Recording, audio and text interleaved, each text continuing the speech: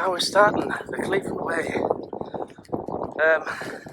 This is the first time I've ever done a multi-day hike like this by myself, so I'm a bit excited, but also very bloody nervous. I'm going to try and film as much as I can, but I don't really fancy doing loads of selfie filming with people around me. I'm a bit self-conscious like that. So, yeah, back on to Osmotherly today. Hopefully, if they've got a spot for me to camp. If not, I have no idea where I'm camping. We'll see.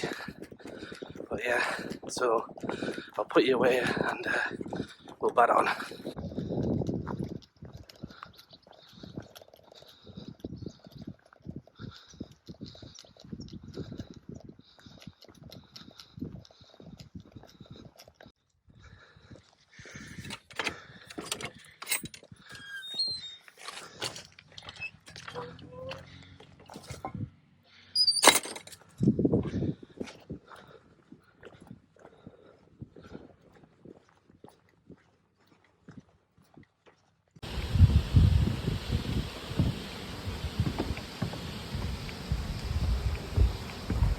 Bridge is knackered, isn't it?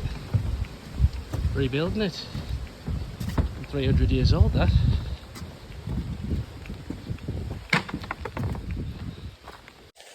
Rain started, but I've got my poncho on in time, so now it's wet, it's fitting straight on my back, so I look a little bit like a weird hunchback, but everything's okay. Just back past Revo now. Just on this road section at the moment, a bit boring, but there's some nice cottages I'm walking past. We're coming off this in a second anyway, but Frog Tog's ponchos are doing their job. I'm pretty damn dry, apart from my wrists.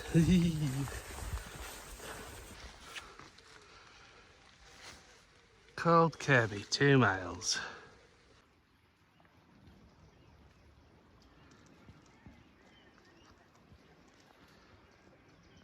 Lovely.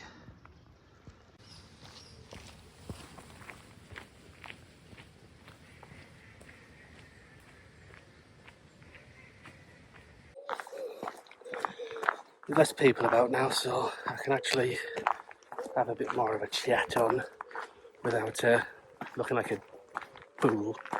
So yeah, I'm doing this. I've always wanted to do this this walk. Well, any multi-day hike really, but this one's really appealed to me because it's round my way. Like, I'm from Cleveland, well, it used to be Cleveland, Teesside. So this has always been like on the bucket list. I've finally got the cojones to do it, really. So yeah, this is like the first time I've ever done anything like that, so my setup's not particularly awesome, but I've got decent shelter, decent sleeping gear, dry clothes to change into. What more do I need? Especially when I've got this setting to walk through. What a beauty. And I've only about 5 miles in. I've still got to get on the Moorland now, which is going to be completely purple because the time of year. This is why I picked the time of year, because the heather's just going to be...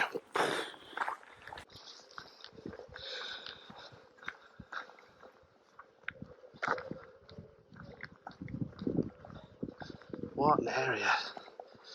Although it's all shooting around here. See in the distance over there, it's a big, massive, posh shooting lodge. Last time I walked past here, it wasn't doing anything because it was April, but they'll probably be full of people blasting away all the grouse at the moment. With it being August, you can hear them all just yapping away all the grouse. So soon they're just going to unleash the cannon fodder upon those stupid little birds that get hit by cars all the time. Little hut for all the posh lads to get all sweaty together. Sun's back out cooking me a bit, so I think I'd have to pop some sun cream on before I end up turning my ears into bacon rashers. Lovely little town this, just in the middle of bloody nowhere, called Kirby. No, I need an acorn. Hello acorn, on we go. So the reason I'm looking for acorns is because all English national trails are marked with a little acorn symbol. So be it the Coast to Coast, the Pennine Way, Cleveland Way, the Walls Way, all these, you could just look out for that little acorn and you won't go wrong. Where am I going? Where am I going? Where am I going? I believe it's over yonder, but I think I'm going to stop for a second just to double check. Look at that, just beautiful. Some dark stormy weather over there, but thankfully I'm not going that way yet, not till tomorrow. So a bit of a disclaimer, as I'm approaching it, I'm not doing the White Horse. I've gone there before. It's a old chalk white horse that some bloke in the Victorian times made because he liked the ones down south, which are actually prehistoric, which is, well, not prehistoric, but I believe they're Iron Age, man-made or something like that. But anyway, I don't care, I'm not down south. I am not going there because it's a big long slog around a bloody airfield to get to it, and it's not going to add anything extra to me trip except for miles. And I want to get to Osmotherley in reasonable time, and if I add 3 miles onto there, that's 22 miles, which is just going to end up jacking me in because I don't really want to push myself. I'm doing this to make myself feel better, not make my body feel worse, if you know what I mean. So I'm coming through just an absolutely beautiful looking woodland around here. My God, I would love to camp in the winter time or something. All that bracken's died back, find a nice flat spot, have a fire. Beautiful. Pity it's all private though, so unless I knew the landowner, couldn't really do it, not without being deadly cheeky, which I'm not sometimes.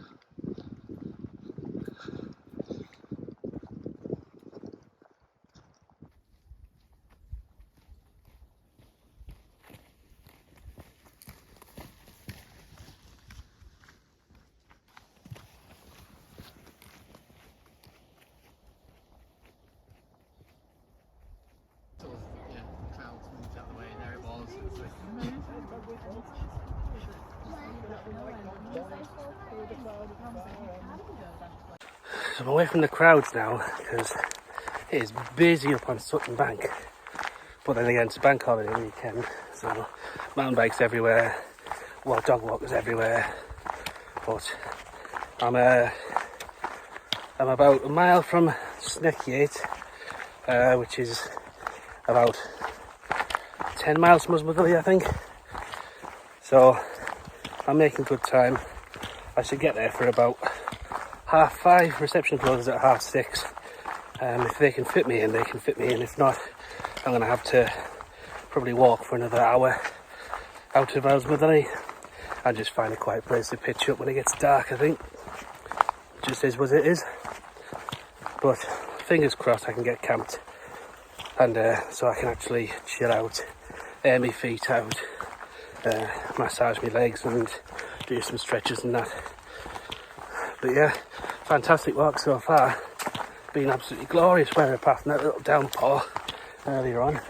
Now it's a bit overcast as well, with a nice breeze, so I'm just ploughing along. doing very good pace, even despite how slow I actually walk, because I'm only a wee lad. I'm only 5'5" on a good day. So my fastest walking pace is still quite slow compared to, say, somebody who's really 6'4" and does this, you know, every weekend. But I'm still loving life.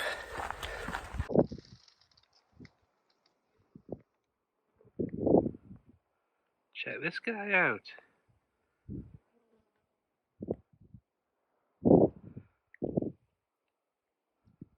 Do a flip.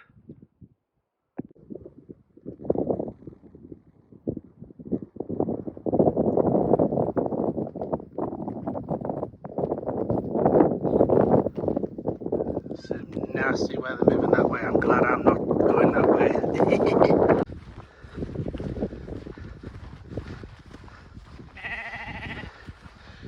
And to you, mate. Where are you going? You got a bad leg? Oh dear. I've made it onto the moors now. So Osmotherley is about 7 miles. 2 and a bit hours. So I should make it to camp. I'm all booked in at Coatgill.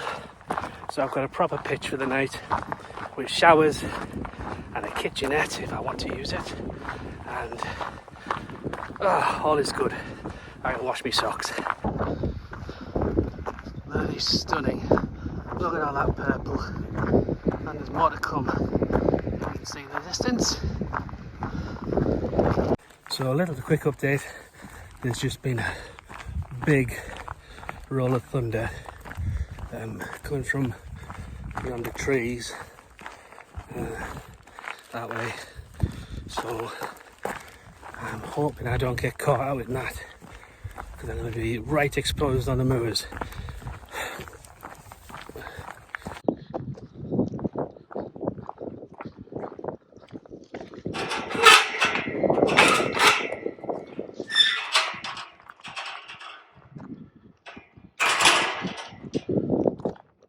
The moors. Here we go. I'm not filming much because it's just trying to cack it down every 2 seconds. So I want to keep you nice and dry, because I'm filming on my phone, not a bloody waterproof GoPro or anything. Probably tell from my bloody audio. But I've just got to get you out to see all this. It's just purple. Purple, purple, purple as far as I can bloody see.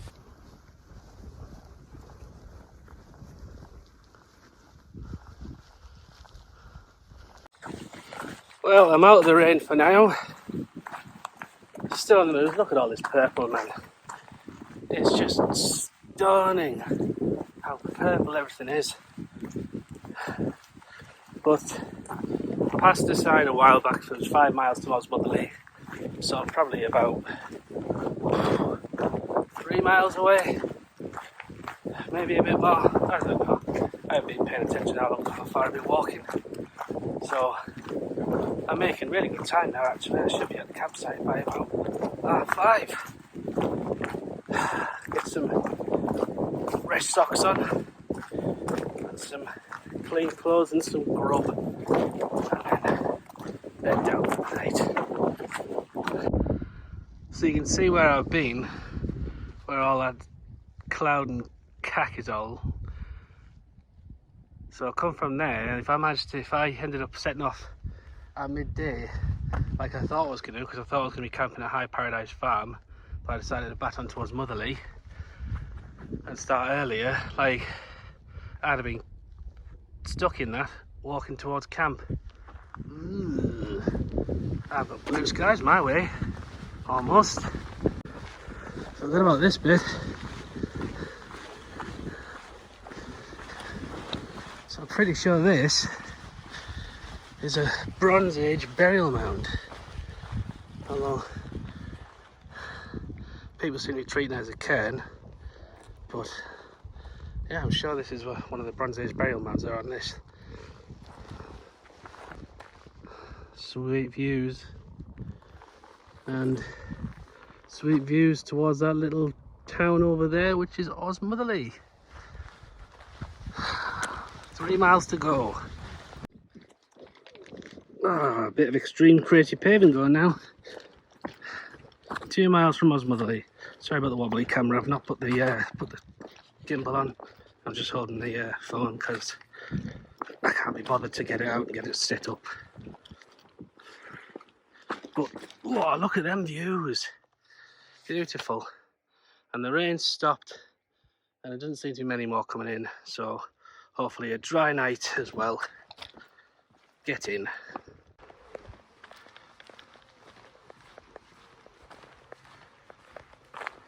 Just look at all these grouse. There's dozens, there's maybe hundreds of them. All getting ready to be blasted out the sky.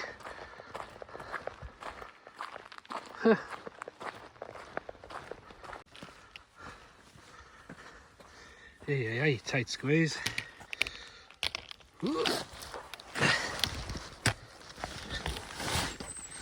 Oh, and he's through. Just about. Jesus. Oh, onwards we go. So I've just been speaking to some fella. Everybody's really nice if you're doing the clean way. Everyone's just really, really nice to you. But yeah, he was saying it's supposed to be dry tonight. Thank God, because there are some clouds looming, but weather forecast says it's going to be alright. So dry tent for the morning. Well, depending on condensation, I don't know what it's going to be like for that. I've only camped in the thing twice. No, sorry. I've only camped in it once, and I did get bad condensation. But it was a particularly humid and still night, so if I can get some wind, I should be alright. I didn't get wet either. It's a double skin tent, the thing I've got. But I did get some dampness on the side walls, which would be a bit of a twat if I've got to carry this thing multiple days. I will show you what tent it is. And to be fair, after I finish the whole thing, I'm going to do a video of everything I took. Like a breakdown of weights and costs and stuff like that. Because it'd be nice for you to know. Because I am doing this on a bit of a budget, so people who are just getting into this, you'd be able to kind of see how it's not really, something that you have to spend all of your bloody wages on to get started. You can start with decent gear that's lightweight enough for you to do a multi-day hike. So, yeah. Digs for the evening. Looks very nice. Very, very nice. Very, very nice indeed. Dinner situation tonight. I'm having wash pork and beans. I'm not very posh at the moment.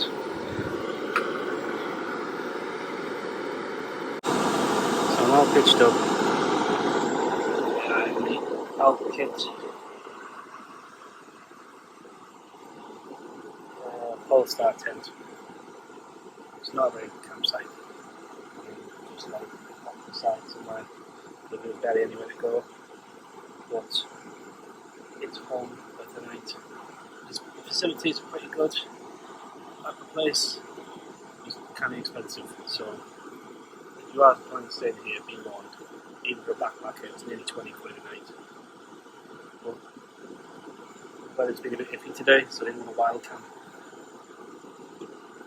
And yeah, so at least I get to have a shower and wash my socks and stuff tonight.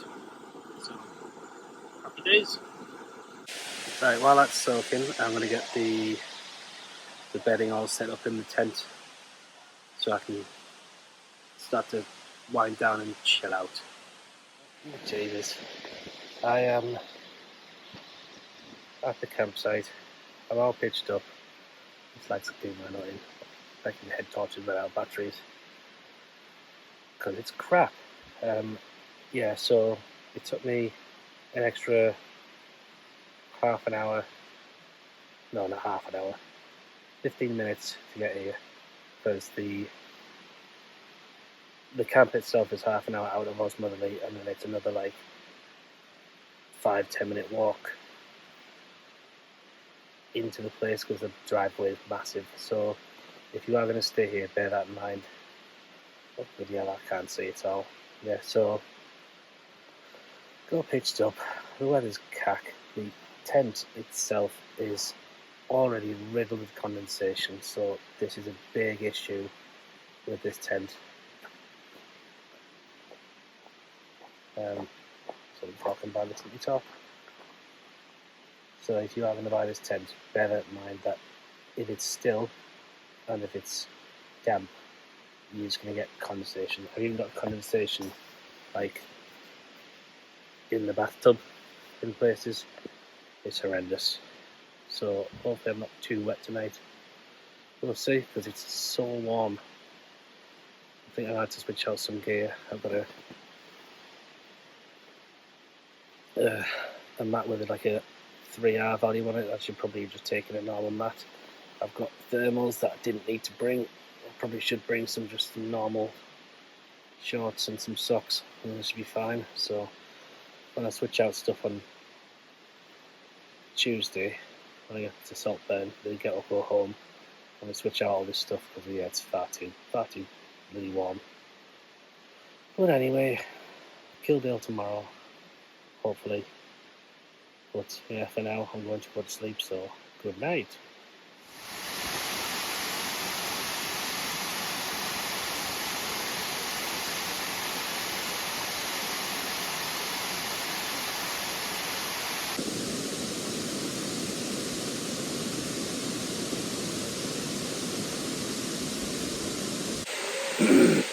Good morning.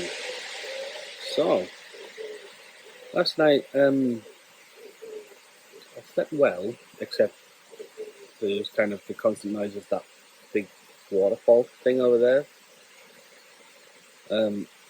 Which you think, oh yeah, it's kind of like white noise, but it's a bit loud for white noise. So that was a bit annoying. The tent held up alright. There was loads of condensation in it, but it hasn't gone through the inner. But outfits say they recommend you keep the inner and the outer attached to make it easier to pitch next time. With the amount of condensation in there, if I do that, the whole tent's going to be soaking by the time I pitch it tonight. So I think what I'll do is I'll take the inner out, get it wrapped up, and then I'll wrap up the outer separately, keep that separate from everything else. Maybe attach it to the outside of the bag. So yeah. But my legs feel alright this morning. Should be ready for a few more leg pumpers. Kildale's the next goal, which will be another 20 miles, but the terrain's really hard, so I'm hoping to get set off about 8 o'clock, and that'll give me a good 10 hours to do it, so I'm not killing myself trying to get up and down these elevations. I've emailed the camp near Kildale. I think it's Kildale Barn Camping or something like that. They're going to be my first choice of camping tonight. But if not, I'm just going to have to stop outside of Kildale somewhere and pitch up on the moors or something. So hopefully the weather's going to be a bit better today than it was yesterday over that way. And then, yeah, after that we bat on to Saltburn tomorrow, and then I can get home to have a bath. Oh, I'd love a bath. And we're back.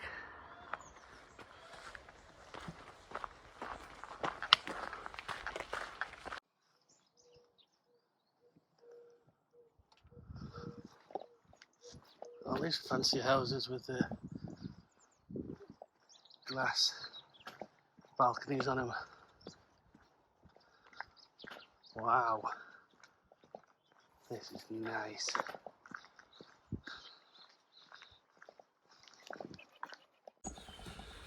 So just coming out of Osmotherley now, up towards the Ladies' Chapel, which is, I don't know if I'm actually going to go up to it because they did say that they were rerouting it to actually go along it, but I don't think they have yet. So I'm just going to walk past it. I might have a little gander, but it's just after 8:30. I need to do 20 miles today, and it's probably the most demanding terrain of the whole walk. So it's going to be an interesting one. We'll see if I make it to camp.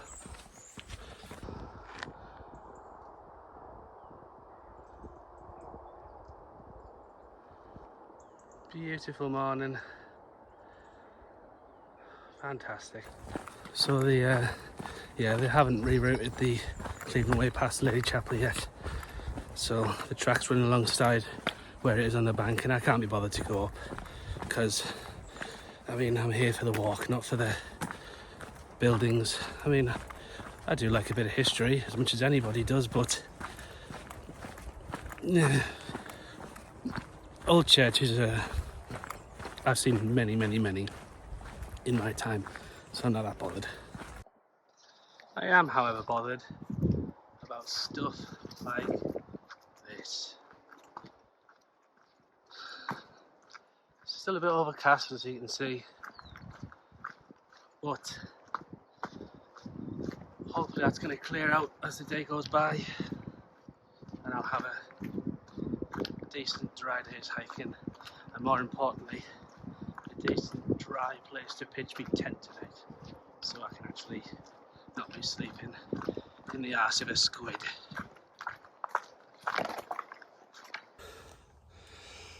Oh, it's a bit of a climb out of here, and it's in this woodland which is so muggy, bloody hell.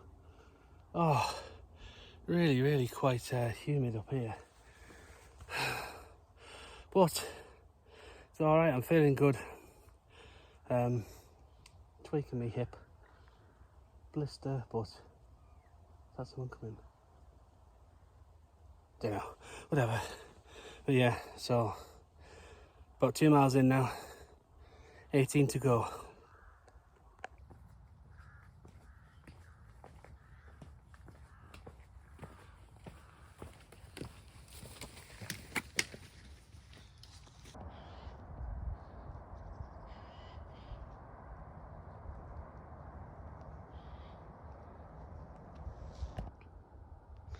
Just brambles everywhere.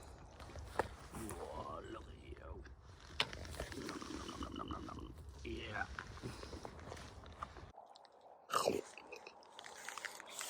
Oh, hoverfly. Oh. Yeah, hoverfly. I've just been spending about 20 minutes just walking along all these hedges and squirting loads of blackberries. Delicious. Keep me going. Nom. So in the distance there, that weird pointy nipple thing, that's roseberry topping. Oh, there you go. So that's going to be tomorrow's task, because that's going to be where I'll be heading over to the coast. So I'll be going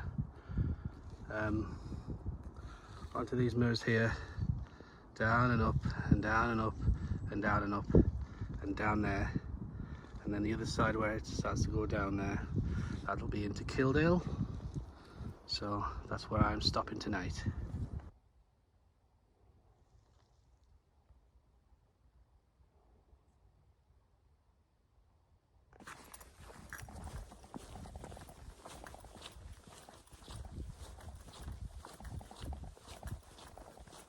Not bad, is it?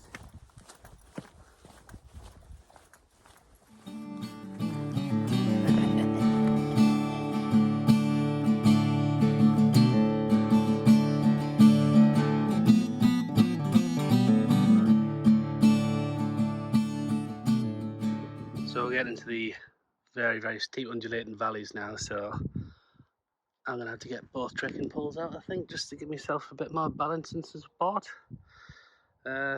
So I probably won't be filming much from now. Oh well, soz. Tell you what, whoever plotted the clean way into the All Trails app is an absolute plank, because it's just said I've taken a wrong turn. Now let me show you if I'm on the wrong turn or not. Does that look like a wrong bloody turn? Silly sod.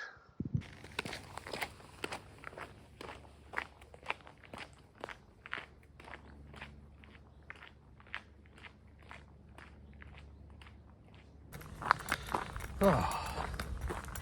So, I've not really got much to say at the moment, it's just a nice walk. But, actually no, I do have something to say. I just forgot about this. Not only am I doing this just for myself, because this is why I started it, it's just being selfish. I'm actually raising money. I'm not going to put any links or anything like that for it, because by the time I finish doing this and get it all uploaded, it won't actually matter anyway. But so a colleague of mine, bless her poor sister, is she's a nurse at James Cook Hospital in Middlesbrough, and she's actually got terminal cancer. So as she can't actually do her usual duties because of her health, she's just spending the rest of her career and life raising money for the hospital. So far she's had them build an end-of-life room for, I'll put you over here, end-of-life room for terminal cancer patients. You know, a nice space for them to be in. And we're now raising money for a memorial garden. So I've actually done another section of this already. 2 weeks ago I did the Saltburn to Whitby section, so I already know what's coming with that, and I can't wait because it's bloody stunning. I don't care what anybody says about the coastal point route of it, it's just gorgeous. I don't know whether it's because I'm from the northeast and I love the sea, but oh man, if you think that the Moors have got good views, then wait till we get to the coast, because it's incredible. Oh, bloody hell. Oh Christ, I can already tell this section is going to chew my feet to bleeding pieces. I am not looking forward to having to deal with that when I get to camp.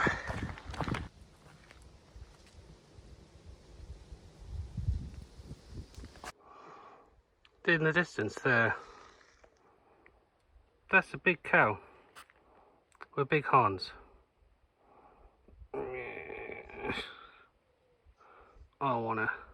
I'll tell you what I really hate: stupid gates like them.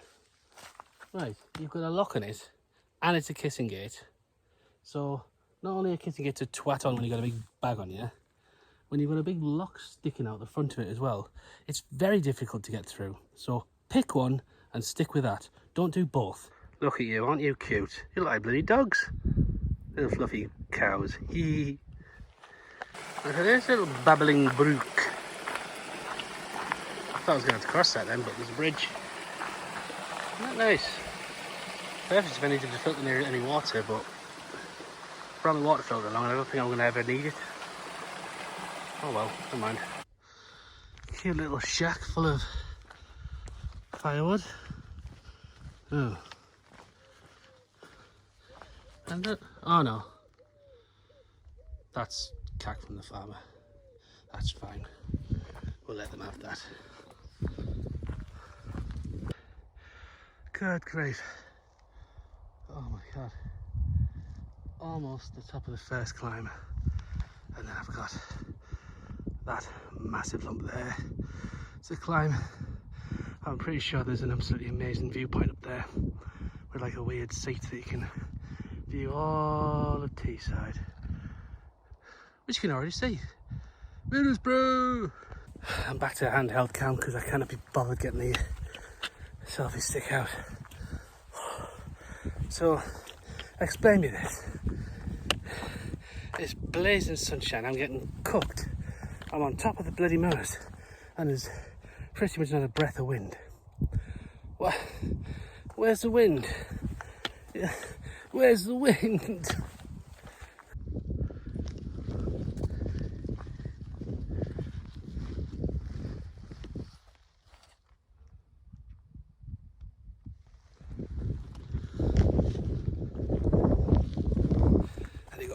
tossy old people fucking sat in there as well. Idiots. Some people really are just idiots. Although that's the Bronze Age thing I was talking about, not the one yesterday. Oh well, that's just me being a goof. I should have read the guidebook properly. Got it in my bag, just haven't actually read any of it, just using the maps. Dearie me.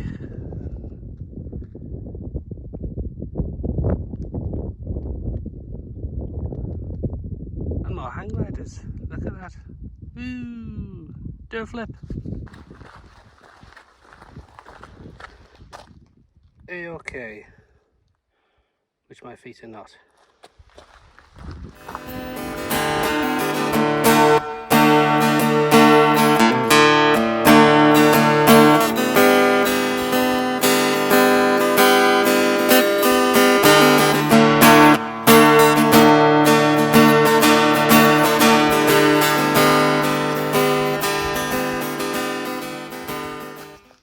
It's bloody crazy that. So I've come from behind that, so the far back of that, over the top of the moors, down, round, there, down, up there, round, down up here,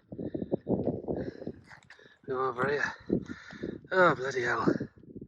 No wonder I'm knackered. I think I'm about, into the whole journey I'm about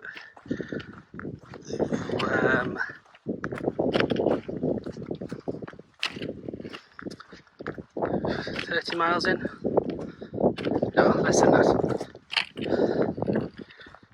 28 miles in. Got 12 miles to get to Kildale today. And then that's the 41 mile mark, I believe. And then it's 14 miles to Saltburn tomorrow. So it'll be a lot shorter for me, thank Christ. People trying to be birds.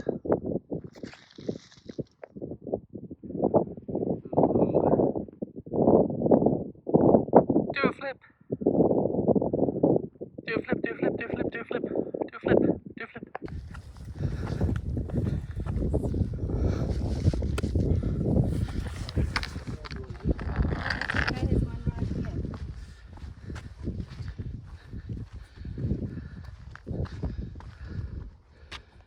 I'm just going to stop for 10 minutes, air out my feet, because that's the compede, but the blister underneath is just becoming the whole of underneath the compede, so it's getting a bit painful. Other foot's okay.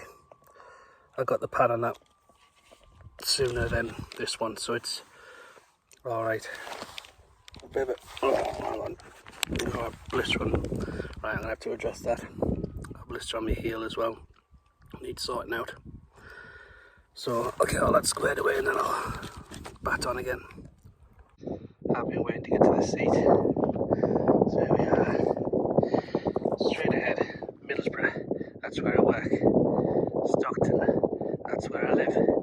Billingham, that's where my fiance is from. Darlington, that's where I went to school. And then Roseby Toppin, that's that big lump there. And Kildale, that's where I'm going over there. Get in. I mean, you can't not call that anything else but majestic. Just look at that. And then over to the farmers' fields and the rolling hills over the North Yorkshire moors. Beautiful.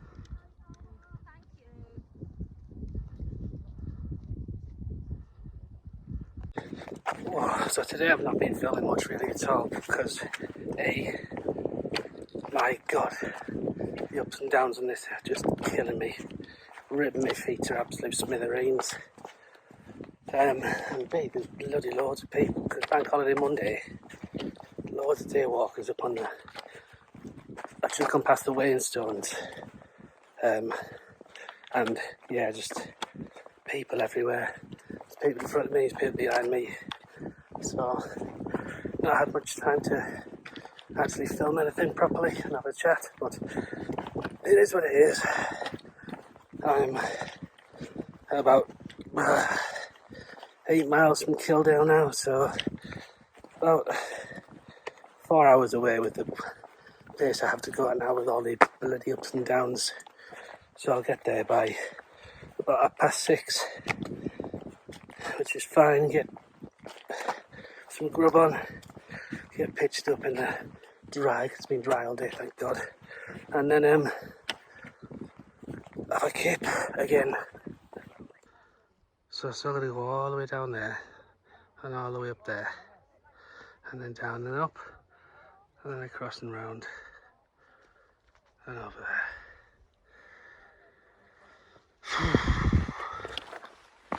4 hours, we're hoping. 4 hours. I am done in. Still got a few miles to go. Just hopefully I can keep a pace going where I can get to Kildare before 7, because they said if you don't get there before 7, it's a bit of a faff checking in to the campsite. So really need a baton, even though I'm knacked. Blister on my right foot's exploded, so I'll have to sort that out when I get to camp. So tomorrow the missus is taking the day off, and I'm gonna get up as early as I can to get the Saltburn as early as I can, so I can get home in the afternoon and have a proper chill with her and the dog before I start the coastal section. I'm splitting it up like that because I live nearby, so there's not really any point. It's not like I'm cheating, and if you think I'm cheating, then whatever, mate. It's not like you wouldn't if you were very conveniently located right next to where a national trail changes from one thing like Moorland to the other on the coast. So and it's my holiday, so bleh. Can even see in the distance now, if you just have a little look, that little thing poking up next to Roseby Top, and that's Captain Cook's monument. So I'll be hitting that tomorrow. It'll look a lot bigger than it does now. Just giving you an update. I've been on this road for about a quarter of an hour. It's a bit meh, but easy to walk on. Oh, car though, it's annoying. Right then, since we've got much drier night, I'm all pitched up, waiting for my food to cook, I'll take you through my actual tent and the sleep system. So it's the Kit Polestar, which I've mentioned. It's a really lightweight tent. It's nice looking, it pitches easy. Condensation is a bit of an issue with it, I'm not gonna lie. It might be because I'm pitching it not very well, but if you see, because it pitches so low, there's no airflow at the top of the tent. There's just like a little vent when the door's closed, but just a little bit when the door closes and just points that way, which is not good. It just isn't. But anyway, my actual sleeping gear. So, sleeping bag is the Kit Cloud 9 quilt. Now it says it's a quilt, but it zips up fully, so tonight I'll be using it as a sleeping bag, so I can be nice and cozy. I will use it as a quilt if it gets hot in the night. I've got my Trekology Aloft 2.0 pillow, which is so comfy. And then underneath is the OEX Flux 5.0 insulated sleeping mat. It's quite thin, but because of the baffly things, it does spread your weight out quite nicely, and this one's insulated, so it's got an R value of 3. So it's kept me warm last night, so hopefully it'll keep me warm tonight as well. And yeah, that's my pitch. Much better, much tauter and better done this time, but I was in a rush last night because it was cacking it down.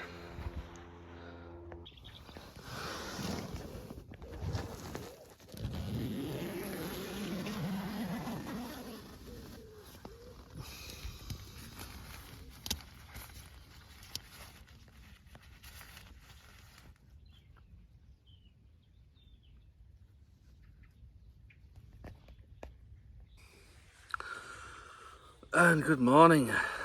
Oh, let's put you back a bit. Oh, so slept really well last night. Oh, to the point I didn't want to get out of bed this morning. My God. Ah, oh, lovely, lovely place to sleep last night. The tent pitched a bit better, so I didn't feel like there was much condensation. There's still loads because it's still been really still, and there's like the grass is soaking from the dew just because it's been so humid. So nothing I can avoid with that. I'm going to get it home tonight and properly air it out, ready for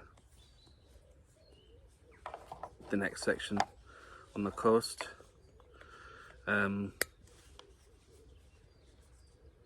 Yeah, this campsite's gorgeous. I can't remember the bloody name of it.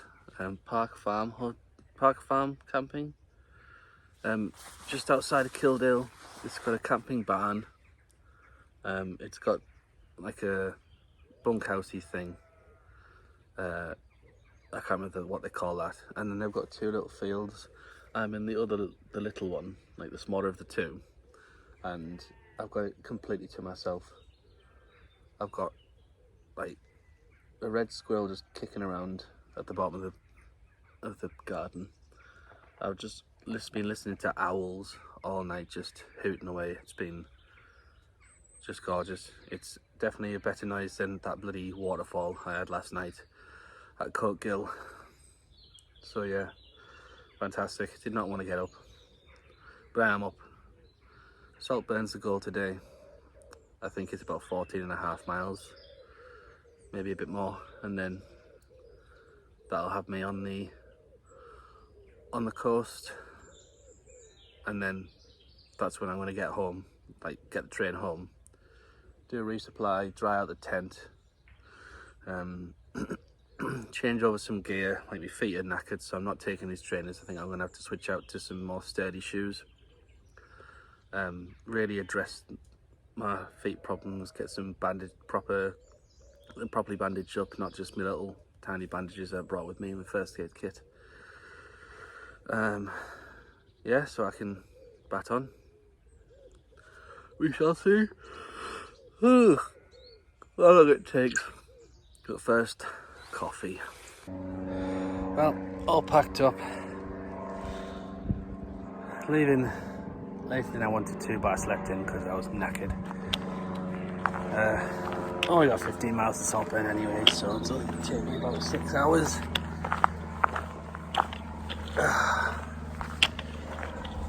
Well, hopefully it depends on how steep it is, but I think I'm past the steepest parts of the walk. I've got a little bit of a push up to Captain Cook's monument from Kildale, and then the rest is pretty okay. I don't know where those blokes are going, but I'm not going that way. I'm going this way. So I need to tackle this very steep hill, which I didn't realise was that bloody steep when I came down it last night. I'll show you. Bloody hell. When was it supposed to be that steep? Oh well. Onwards and upwards. Literally. Right. I'll update thee when I get past Kildale. Status report for my health. My right foot. That is in tatters. Obviously a blister exploded yesterday. Has been tended to, doesn't feel too bad. But now I've got a horrendous pain in my ankle, right up the side tendon. So that's going to be fun for the rest of the walk. Depending on how I feel when I get settled up tonight, I might take a day off tomorrow, stay at home, put my feet up, and then continue on Thursday. But we'll see, because there might be train strikes this weekend, I can't remember. And if that's the case, getting from Filey back to Teesside is going to be a twat, because I need to get the train across from Filey to York, and then a train from York to back to Stockton. However, if I can't do that, it's going to have to be a bus to Saltburn, and then a bus from Saltburn to Whitby, and then a bus from Whitby to Middlesbrough. And I can't be chewed with that. So I'm going to check the trains, check my health, get some massages in when I get home, and then see what I can do. So I just realised I've been an absolute goofy troglodyte, and I forgot to fill up my larger water bottle. So have I got my larger water bottle? Yes, I do. So I had to stop in Kildale. I know there's the toilet there that you can fill, well, where that has a tap. I know that's a particularly crap tap, so I'm probably going to have to filter it, because apparently the water there is not properly meant for drinking. It's kind of tastes a bit chemically and metally.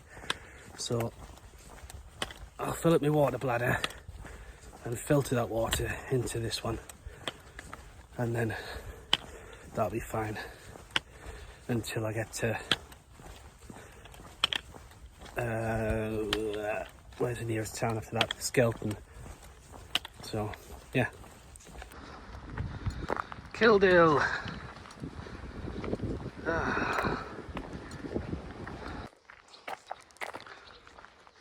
Very pretty.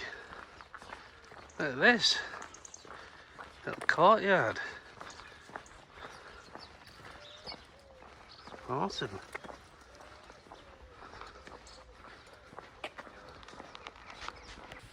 Here we are. Flowing water. Get some of that, get it filtered. Excellent.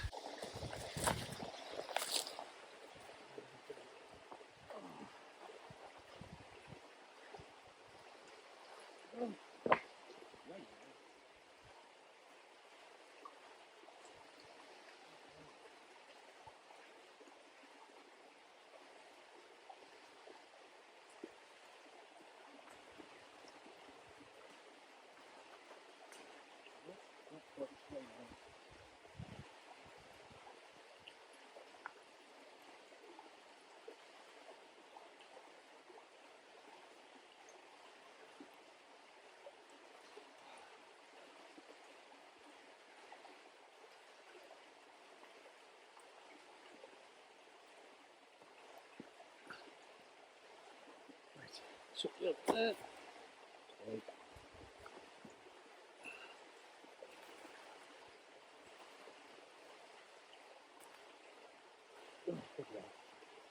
Up, stuck. Ah, we go.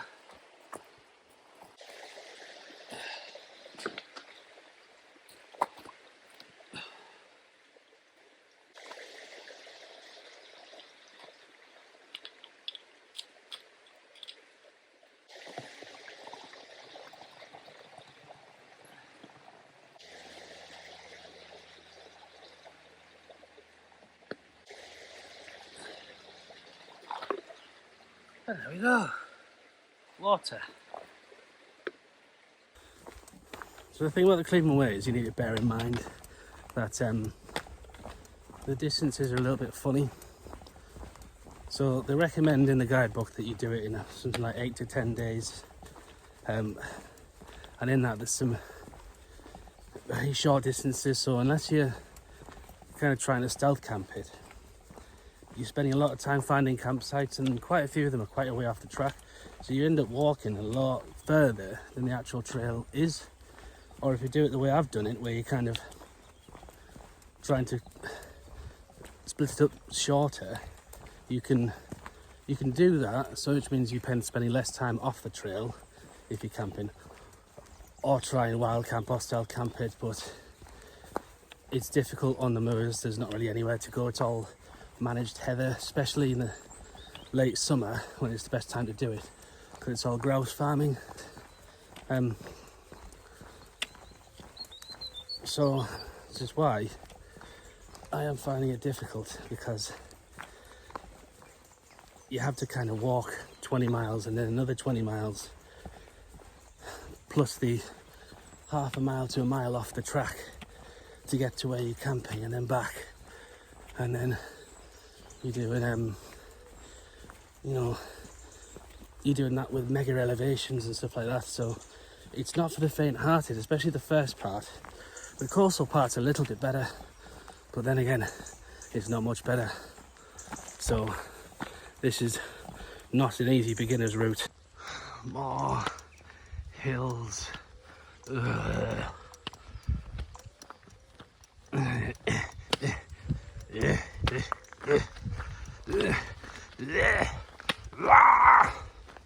I'm finally on some flat for a bit.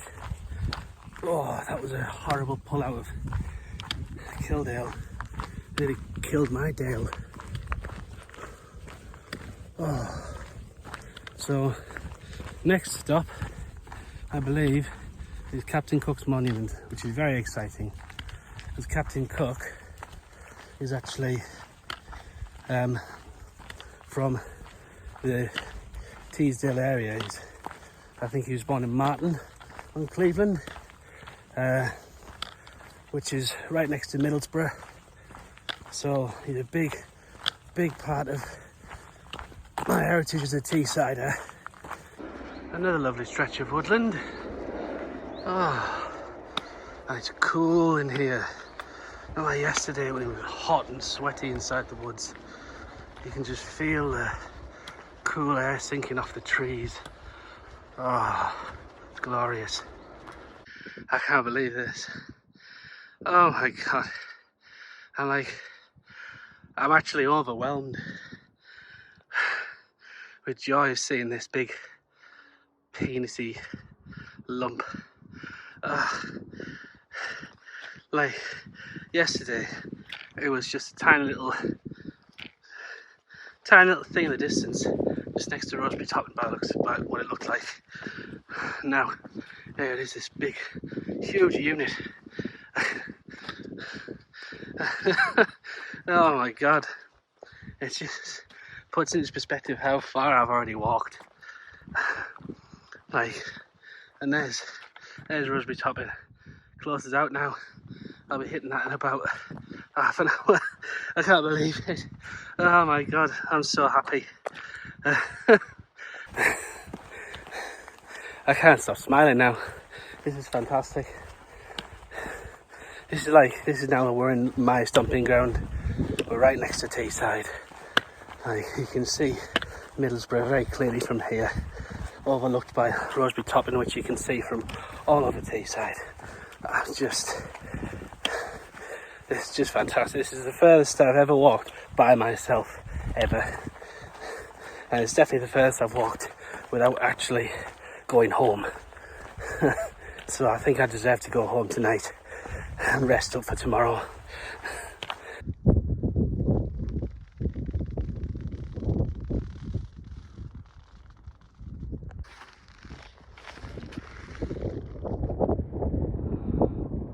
Poor Jim. It's a pity his crew mutinied, but apparently it's because he's a bit of a knob. But he's from Teesside, so what to expect? Hee hee. You probably can't hear me, but that distant lump there, behind there, is where I started on Sunday. I then came round over all those ridges, over that massive lump, down there, over that massive lump, down there, over that massive lump, I came down this way into the valley. I've come round, all the way around, and now I'm here. Incredible.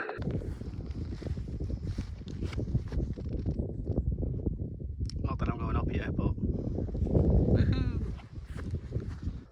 There she is, Roseberry Topping. I'm not going up it because there's always loads of people on it. I can already see tons of people on it anyway. Can't be bothered. And I've been doing that, like, you know, God knows how many times since I was a little kid. It's like the thing to climb in Teesside, so not gonna bother, just gonna bat on. I'm basically coming through like the last little section of Moorland of the whole walk towards High Cliff, but I'm in this little valley and it's just heather either side and it just smells gorgeous. It's making me feel a little bit better because I am struggling today, I really am. I think I'm struggling more because I just can't stop thinking about getting home to the missus and the dog and having a cooked dinner and a bath.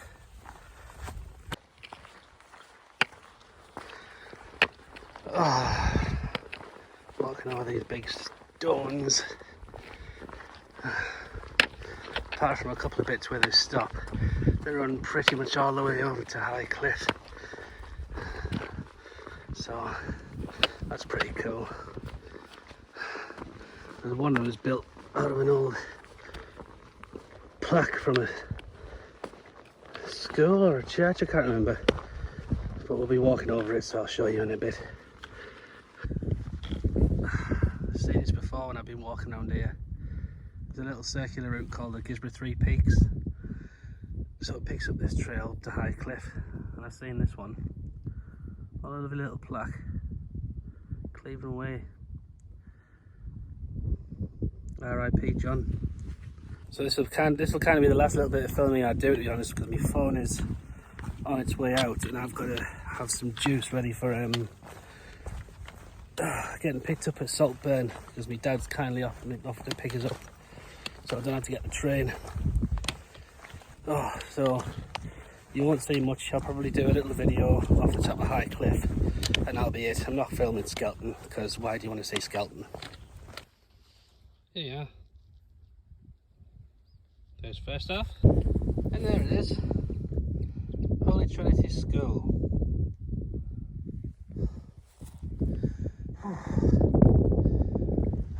Still got that unit to go up.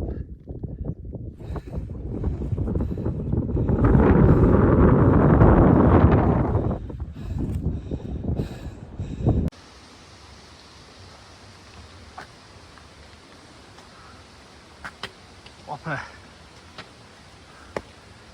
Almost a Saltburn. Last little bit of juice in my camera. There we go. I've come 57 miles. 52 miles to Miley.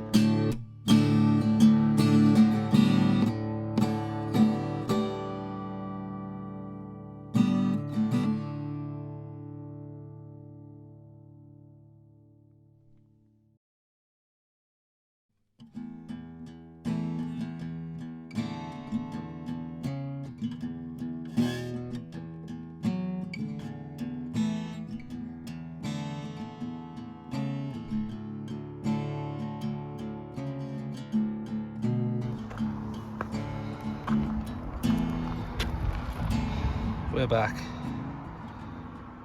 Just about.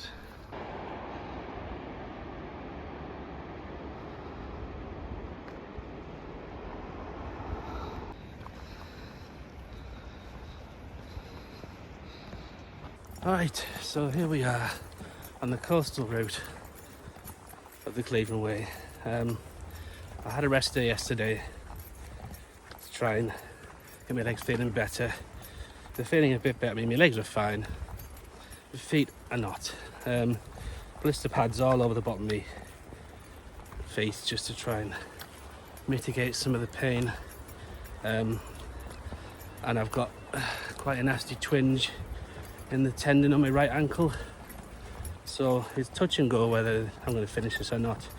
I'm going to see how far I can get today. The goal is Whitby. If I get to Whitby and I'm okay, I'll push past and I'll stay overnight, do a stealth camp somewhere. I'm just going to find a flat patch, pitch up late and leave about, well, sunrise basically. Just get it when the sun comes up before anybody else is about. And then see if I can get to Scarborough. If not, then I'll get to Whitby and I'll get the bus back home, and I'll just have to section hike the rest of it as and when I can, rather than just trying to knack myself and crawl to the finish line for no reason.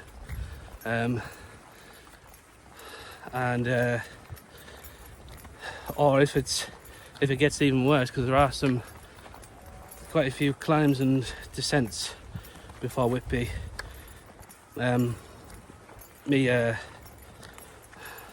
father's on standby. He said if I'm stuck he'll come pick me up.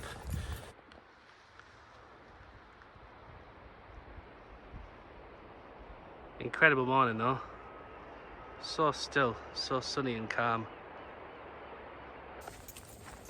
As I managed to go home to resupply, wash my clothes and come back, I've actually changed a few bits of kit, because just to adapt to what I'm doing. So I did get a little bit chilly on the ground on my second night camp, just because the skies had cleared a bit. It was a bit, and the ground was a bit nicer. It was a bit colder under me. So I've opted to ditch the chair that was strapped to the bottom of my bag, and I've got an Alp kit, fold out like foam like mat thing, similar to kind of like the Thermarest Z-Lite things, but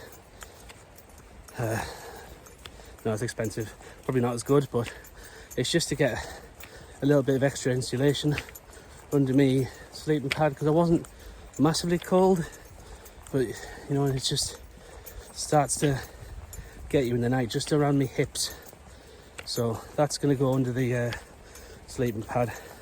It'll all just lock together with the strap from me Trekology pillow, and I should have a comfy night's sleep. I've also changed out some clothes as well, so changed t-shirts. I'm not wearing that Nike one, because although it was nice and mesh at the back of it, where the seams were at the front, just chafing at my shoulders a bit. So went to the shop yesterday and got myself a new lightweight walking top from Montaigne. I'm still wearing the Rab. Can you see him? Yeah. Tell you what. There we are. I'm still wearing my Rab Magma Light trousers, because they were just a godsend for the first day. But my shoes I've switched out. I was wearing some Asics Trail Runners, which started off okay, but I don't know, I ended up getting really bad blisters. So I've switched out to me high-tech Trail Ultra mid-height. So they're a bit wider in the toe to give me a bit more, the toes a bit more space to spread out and not rub. Yeah, they're a mid-height shoe, so they're going to be a bit more supportive around my ankle, especially the right one, where the tendon feels very tight, especially when I'm walking on like a traverse that's kind of sloping kind of that way. It really does bite on that ankle, so it stretches it. At the moment it's pretty flat, and it's going to stay pretty flat until I get to Skilling Grove, and then it's a big down and then a big up and then another flat, and it's going to be kind of like that for most of the day. They're not huge descents in a sense, because this is a lot lower than the Moorland bit is, but I will be seeing quite a lot of elevation gain still, so that's going to be the big test to whether or not I can actually complete this and my ankles are going to be okay. I know that a lot of people who've been on this part of the trail have showed us all these before, but it's, well, to be honest, I think it's very important that we all kind of take a look at them, because this person, Paul, there's a load more down. I've done this 2 weeks ago, this walk, so there's a load more down there as well, like further down the thing, all the way along this up until the charm bracelet, and yeah, this fella is painstakingly taking the time to not only write all these out but carry all these slates, and there must be a couple of dozen all the way along this cliff edge, to do this for people. So this guy Paul is a fantastic man and a fantastic human being, and the people should really, people who are feeling low should really heed his words, because if you think about it this way, a total stranger has made this much effort, this much, and poured his heart out, gave you this much love to you, and he doesn't even know you. So that's how people can be. So when you're feeling like everybody is against you and you just want to end it all, just think about that. More on that, like, everybody has their bits and everybody needs to talk about it properly. You know, things that are going on in their head. You know, I've been suffering quite badly in the past 6 months. This is why I've been hiking. That's why I've decided to try and do this, to kind of reaffirm myself that I can put the effort in. It sounds strange, so I've had like quite a few promotions and stuff at work, you know, taking my career in the right direction, but because of how my mental health is at the moment, it almost feels like undeserved, if you know what I mean. Like, it's almost as if you'd call it like imposter syndrome or something like that, or whatever you want to call it. I call it, I thought it was just an inferiority complex, anything like that. I've always had this, you know, because my mind's so disorganized, and I find I struggle to, you know, time keep, and I struggle to do this. It almost feels like everything I do, when I finally get it done, it's not my best and it's not good enough. And even though I'm flying along, it irks me that I'm getting this recognition for stuff that I think is subpar. So I think those signs do resonate with me a bit, especially when things like about people appreciating you, because sometimes you don't, even though they tell you that you are, sometimes you just feel like you're not doing enough for them or enough for yourself. So yeah, this is a nice poignant way to start the walk today, but it's kind of taking my mind off how bad my feet hurt, so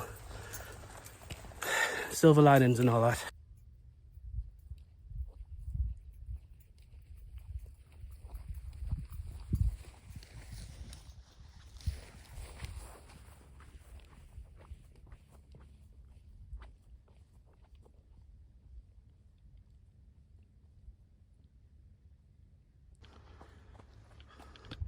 Where's the gate gone? Someone's nicked it. I'll tell you what, I was in Go Outdoors yesterday and I very, very nearly bought one of them bivvy bags,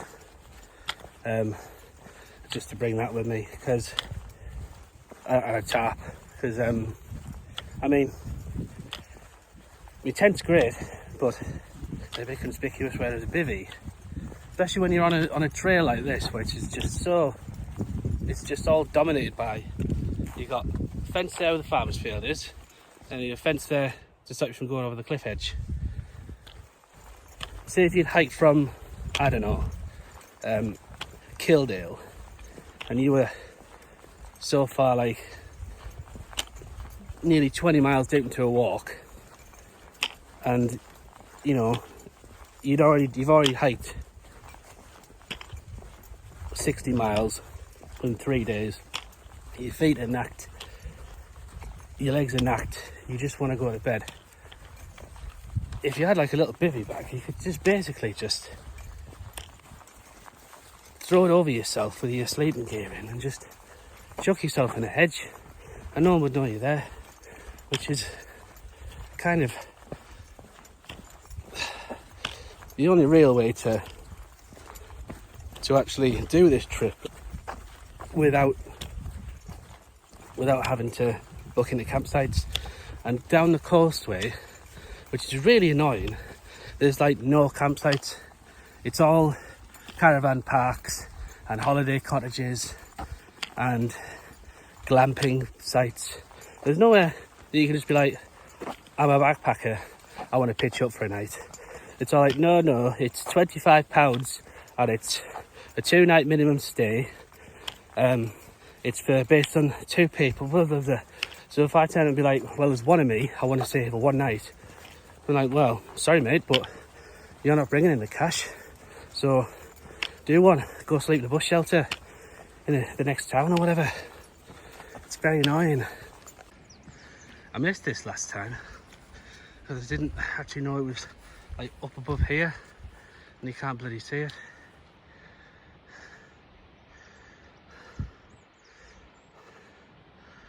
Yeah, some bloke, I can't remember, I'll Google the name of the fellow who did it in a second. But he's done sculptures all along the coastline. Like coming up, there's a big massive one that looks like a charm bracelet. It's all supposed to be representative of the North Yorkshire coast, so they're pretty cool. Apart from somebody with the same, almost the same, is that the same name as me? Is that the same price? I can't see. But yeah, pretty much some knobhead with my name has graffitied it. Because of course you want to do that to bloody art installation. People. I'll tell you what, you can tell people have been up here staying overnight. I mean, I don't really blame them. You can get up late and then get away early. Imagine the sunset around here. Well, it wouldn't be here because it's the east coast. Sun will be setting behind you, but sunrise would be incredible. Wow.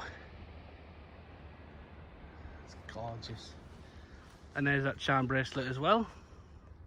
I actually did see this last time because it's much more visible than the other one. So let's have a walk up to it, shall we? I'll get the other side of it because the sun's kind of put in silhouette. There it is.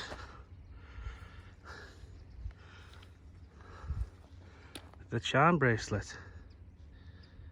It's pretty cool, isn't it? Richard Farrington, that's the name of the bloke who did all of these. So look him up. Top lad.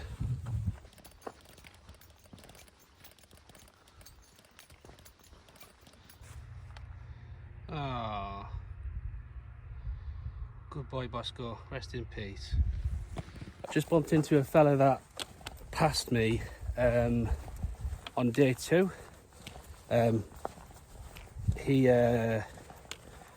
Where did he pass me? Scarth Moor. Just going up to the first part of the really horrible elevations, telling me that he's walking this. He's trying to do it in 7 days, but he might have to stretch it to 8 because he ended up getting a stress fracture that day on his foot. So my little whinging about me tendon in my right ankle. It's a bit like Newt compared to that. But yeah, nice bloke. He said that he'd actually bumped into a fella that I bumped into the day I was going home, the day on the way to Saltburn. Yeah, there's this farmer bloke on the way to Skelton Green. Stopped me and had a chat. I told him, yeah, well, I only live half-hour drive down the road, or 40 minutes on the train, so I'm just gonna get myself to Saltburn, hop on the train and get home. And apparently this bloke I've been talking to bumped into the same bloke, and he said, oh, he bumped into another lad, he's luckier than you because he only lives nearby, so he's going to go home, have a shower and see his missus. So this poor bloke's from the south, so he can't do that. He's been washing his clothes in public toilet sinks and showers where he's managed to find a campsite. So that's off to him. I didn't catch your name, but trooper. But yeah, he's got himself a bloody Osprey Exos 48, which is one of the backpacks I was thinking of, but I went for the Kestrel instead because I wanted it to be a bit more hard wearing. Plus, I love how the air panel at the back of those Osprey bags like keep the pack off your back to it almost feels like a trampoline on your back. It does relieve a lot of the pressure, but at the same time it makes your backpack stick out God knows how much further, because if you've got a 48 litre backpack and then you've added about, that much between the bag and your back, it's sticking out loads, and then it bows the whole thing, the whole frame out. So your stuff, when you're putting your gear in, it's kind of, you've got to curve it round into the bottom, and I don't really like that. The Kestrel, it's a lot straighter, it's a lot closer to your back. Yeah, you do sweat more, but it has got quite a bit of vents at the back of it, and I'm just finding it a lot more comfortable. But also I'm using a 38 litre backpack because I'm a tiny lad, and I don't have to carry 8 days worth of gear. I only have to carry 3. And I'm being really basic with that. I've not brought any spare clothes, just socks and underpants and some long johns to sleep in. And then I've got my little windbreak, which stuffs into the little side pouch on my hip belt. And I've got my down jacket, which packs down to nought as well. And that's all I've brought, really.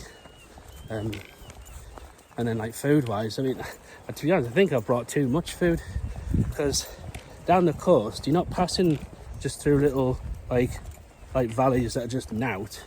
You're going through towns. So I'll be passing through Skinning Grove soon. They've got, shops and pubs and stuff like that. I mean, well, a pub. And Staithes, that's got about 6 pubs and a cafe and a shop. And then I'll be going so the only bit that gets remote is kind of like between Staithes and Sands End, which is only about 6 miles. And then Sands End's got pubs and cafes as well. And then Sands End's only 3 miles from Whitby.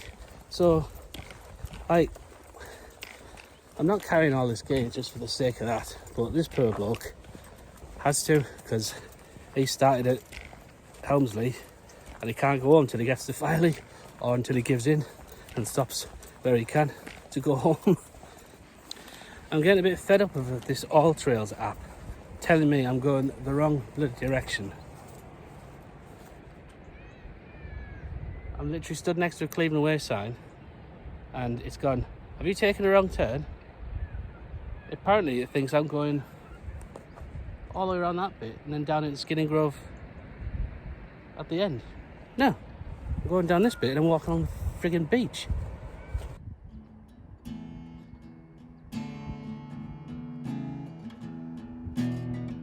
Switch off the alarm.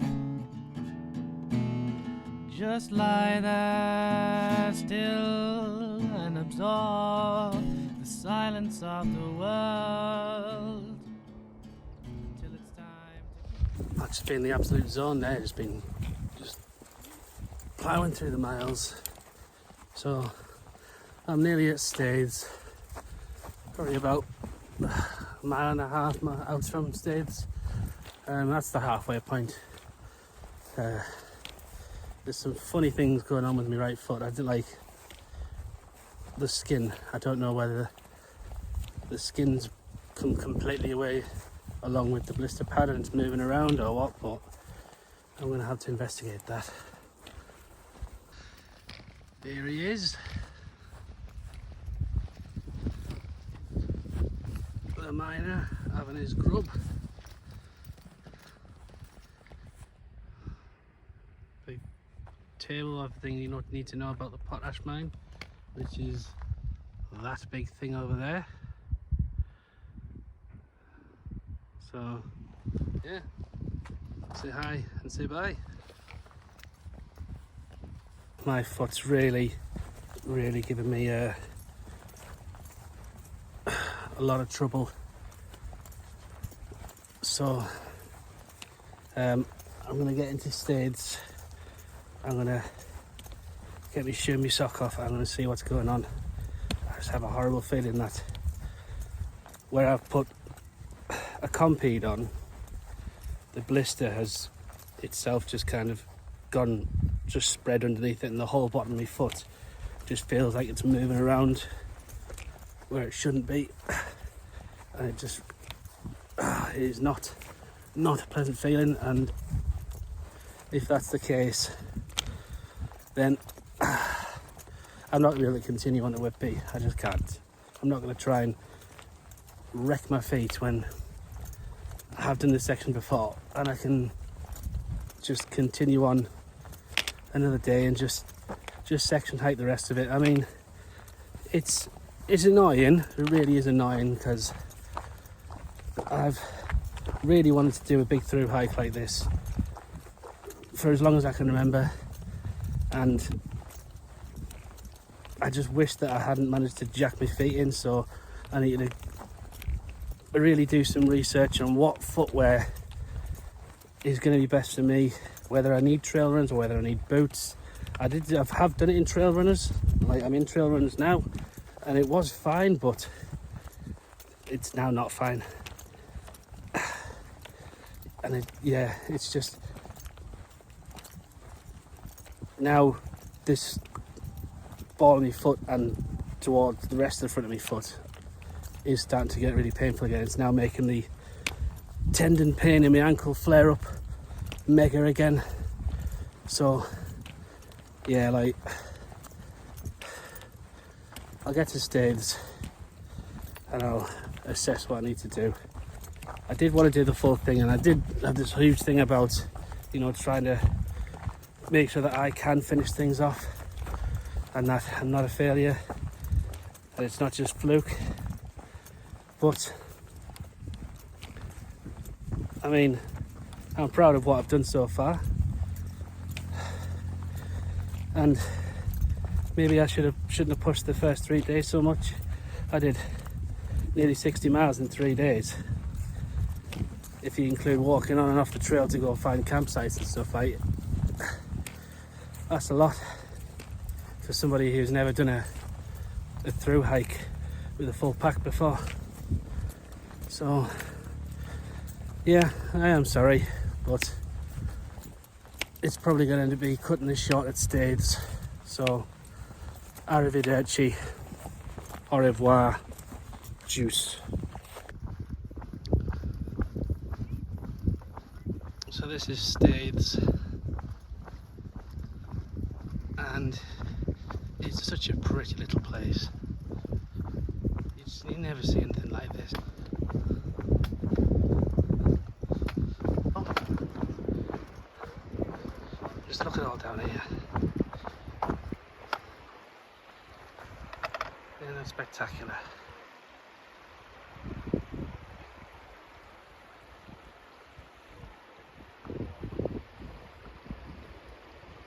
Beautiful. least it's a nice place for me to end my walk early, even though I'm gutted. The world isn't kind, but at least you're still sleeping. So switch off the alarms. Just lie there still and absorb the silence of the world until it's time to go to war again.